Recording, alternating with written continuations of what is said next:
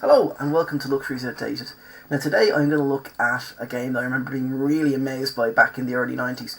Robocop 2. Now I originally played the Commodore 64 version. A friend of mine had it. It was a cartridge game and I remember being totally amazed by it. Now there was a Nintendo version as well. So a few days ago I picked up a copy of it in a shop in Dublin. If you're in Dublin, by the way, a shop called Rage, just off Georgia Street on Fade Street. Near the George Street Arcade. Well worth a look. They sell lots of really good older games there, and they're by and large pretty reasonably priced. So there you go. There's a plug. But yeah, I picked up the NES version there a couple of days ago.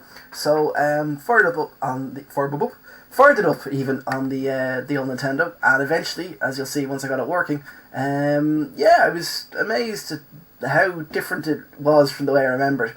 But let's go and have a look, shall we? So there we go, the live Nintendo, Robocop 2, and stick it in. Now I'm doing this one-handed, sorry, shaky cam, very shaky cam, one-handed so that I can actually use the camcorder. Yes, now just to stress the point, this game is absolutely surgical instrument clean. I've checked it. This is why I hate reviewing Nintendo games. The NES is just the worst designed thing ever. Oh, right, camcorder on the ground. You get a lovely view of my Commodore 64. So we're going to use the age-old trick, even though I know it won't make a difference. Blowing. Sorry, just to stress, really clean cartridge. Just annoying NES. It's actually due a service where you have to take it apart, replace a 72-pin connector, and basically pray. Prayer is generally involved a lot in getting NES games to work. We'll just try one more time, give it a bit of a waggle around maybe. But yeah, by the way, history fact, the reason the NES is such a bloody terrible thing to use now is it was designed to work like a VCR front loading. This is because Nintendo America decided that it would make it easier to sell. And obviously didn't think about me trying to use it 20 years from there. This is what happens every time. Right, screw it, people, we're going to emulate. See you in a second. There we go, emulated. Now, Robocop 2 on the NES. Graphically, it's lovely. The Commodore, you'll see in a little while, is like a blockier version of this. But the first thing we'll look at is the controls. It's left and right, move left and right, pushing down, ducks, and your jump and fire buttons. The thing is, there's inertia. You build up speed very quickly, you kind of glide along, and then you jump.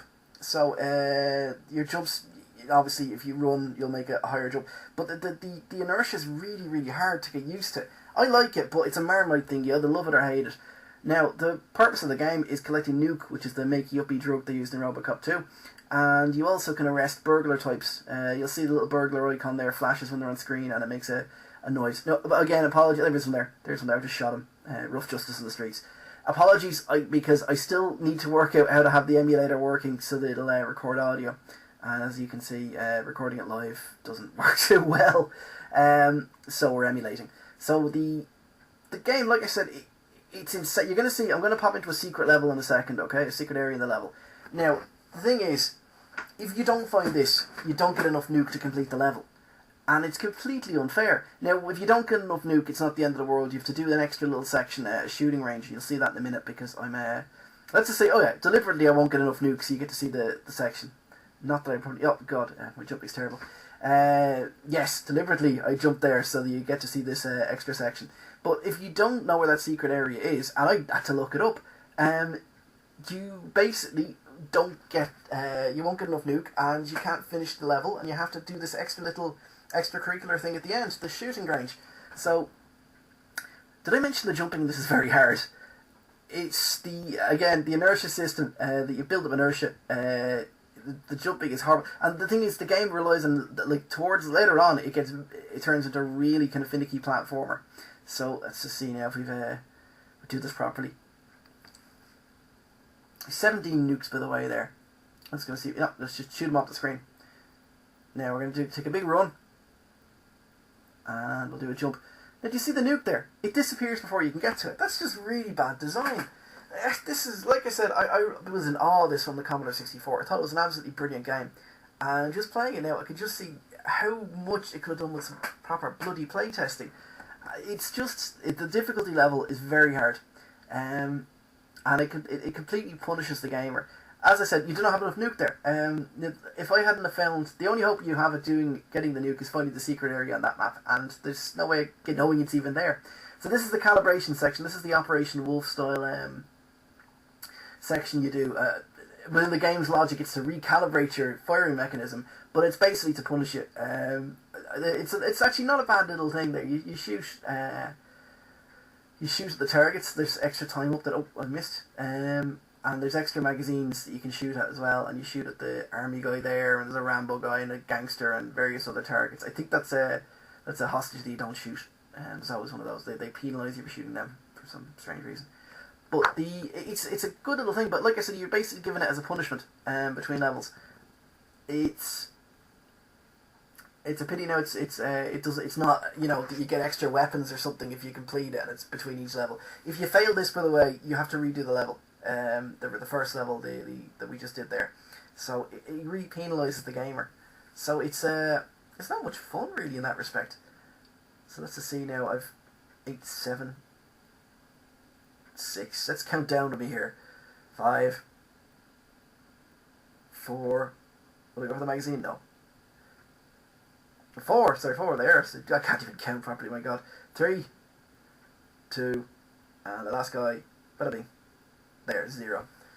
So yeah, the shooting range as a penalised thing, as a thing to penalise you, not good. Oh, I've passed the target range. Excellent. I can go on to my next assignment, which involves much jumping. This is the River Rouge section apparently.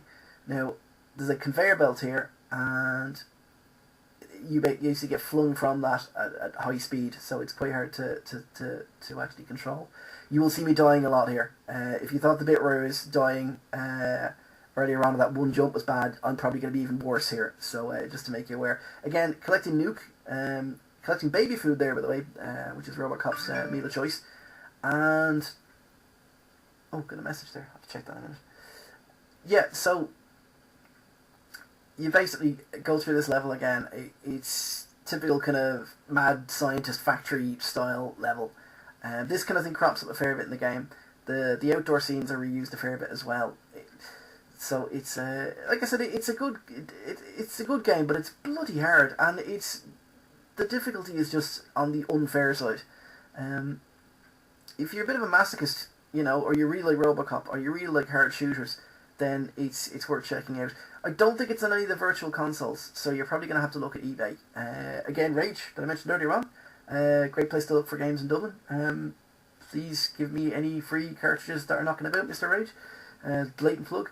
But yeah, not on the virtual console as far as I know, so you're looking at either emulation, which is naughty, or else trying to nab a copy off eBay. A lot easier to get the NES game than the Commodore 64, by the way, so it's a good one to look at. We're going to look at the Commodore 64 one in a second. It's very similar. We have audio on this, so you get to see this, to hear the sound. There you go. Tweak the sound there a bit. Thank you, by the way, Mr. Cheap Kills. Always excellent advice. He did advise me there to change the audio levels a bit on the old recordings, and it does work a treat. Check out his YouTube channel. Very, very good stuff. Anyway, the Commodore 64 one.